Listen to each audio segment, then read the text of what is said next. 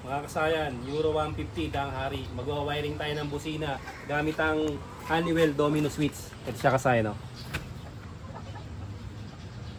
Bali kasayan, ang wawiringan natin ng busina Euro 150 Dang Hari, negative trigger. Hindi pwede kasayan na basta nyo lang siya isasalpak, tapos sasalpak nyo lang agad yung busina nyo, tapos bubusina na kayo. Hindi pwede na ganun kasayan. Pansinin nyo, hindi naman siya hindi siya hindi siya tawag dito. Yung pip pip pip, yung mabagal.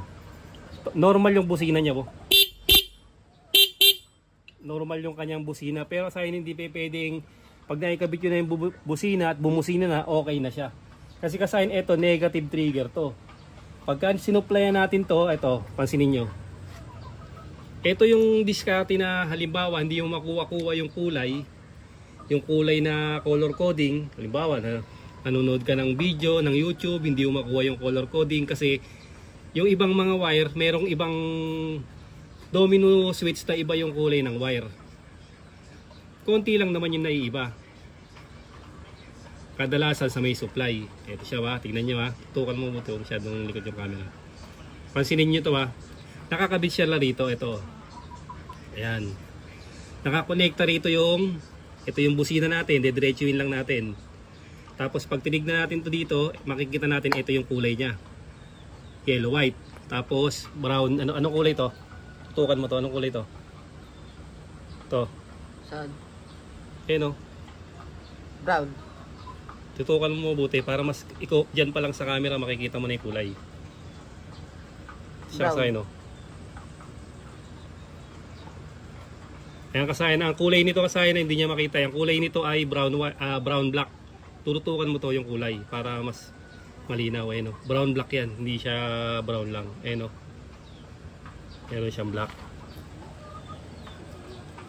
Kailangan kita sa camera para kita rin ng mga nanonood. Ito siya kasayan yung brown black ha. Tapos ito yung yellow white. Papunta yan dito. Kung titignan natin, okay na, gumagana na siya. Gumagana na yung busina natin. Pero pagka kinabitan na natin to ng signal light supply tsaka sa hazard, magkakaroon siya ng problema. Kasi yung signal light supply tsaka yung hazard, positive yun. Itong busina nito negative. Kukuha ng supply to sa negative. Ibig sabihin, pagka nagsalubong yung negative at yung positive, masusunog yung natin. Maaring masunog yung switch natin o matanggal yung mga hinang. Kakalas yung mga hinang, masisira kagad yung ating domino. Kaya kasayin, ganito yung gagawin natin. Kahit tumutunog na siya, ito, alisin natin to. Tignan nyo ha. Ito. Ikakat natin to na ganito. Putulin natin to. Siya ba? Yan. Pagputol natin yan, duduktungan natin ng wire to. Ingat lang kayo kasi baka mabunot yung yung sa hinang ha. Pagka hindi nyo siya ma-wiring, bubuksan nyo siya para mas matutumbok nyo. Matutumbok nyo agad yung niya, yung mga kulay. Tapos ito, yung pinutol natin na wire, na maganda pang wire, iduduktong natin dito na katulad nito. Dito pala kasayan, meron pala tayo itong libreng dalawang wire. Ito siya kasi ito yung pinaka switch natin. Pagka naka-down to, ang switch natin etong red, etong black, white at saka solid black. Ito ha. Pagka in-up naman natin to, ito naman yung papasok na switch. Kung yun ang gagamitin natin yung up, kulay brown, solid brown to ha. Tsaka yellow. Ayan siya. Bali etong dalawa na to, hindi na natin gagamitin to. Para hindi na tayo maglusot dito ng wire sa may pinaka pinaka tube niya. Puputulin na lang natin to rito. At ililipat natin sa kabila na ganito. Kasi hindi naman natin to gagamitin. Dahil yung isa yung switch natin. Dito lang, magtira lang din tayo. Para kung sakaling masira yung switch natin dito, pwede natin ilipat sa pang up na switch. Ito, nagtira tayo ng kukunin lang natin tong yellow. Lilipat natin dito. Pansinin niyo, pag nilipat natin yung yellow, hindi na tayo nagduktong ng ano, hindi na tayo kumuha ng ibang wire. Dito na natin ilalagay, nakalusot na rin siya.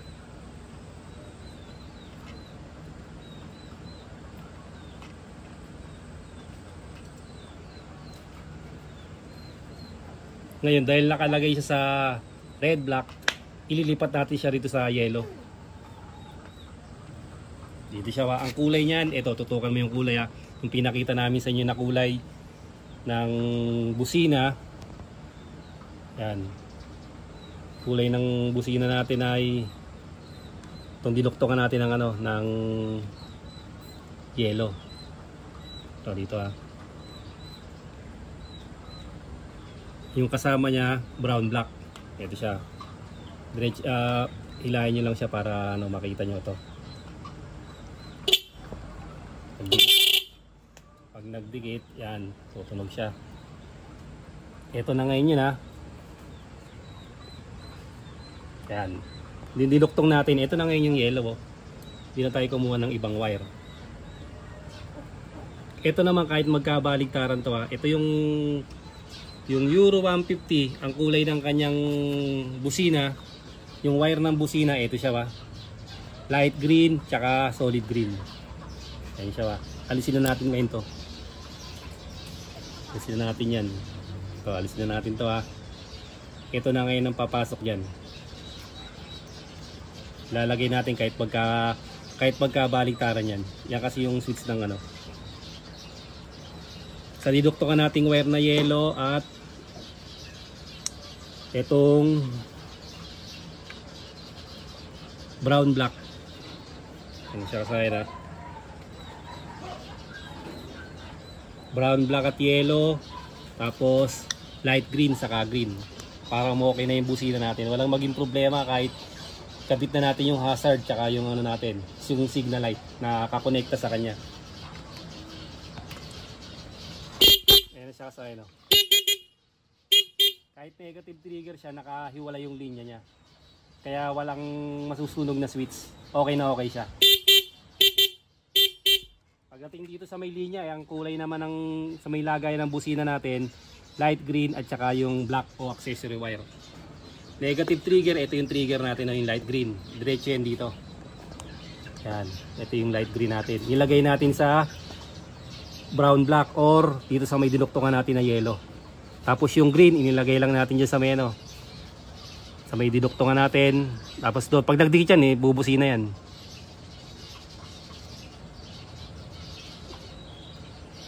Yan. Ayan siya kasaya no. Yan na yun. Tapos ngayon pag ano, dadaanan siya sa switch. Dadaanan sa switch natin. Ganun lang kasayan yung pag-wiring ng ano ng Rusi 150 Danghari, katulad din ng TMX 125, TMX Supremo, Rusi 125 hanggang 75, Skygo, Motopost, magkakamukha lang sila. Hanggang dito na lang mga kasayan. Salamat sa panonood.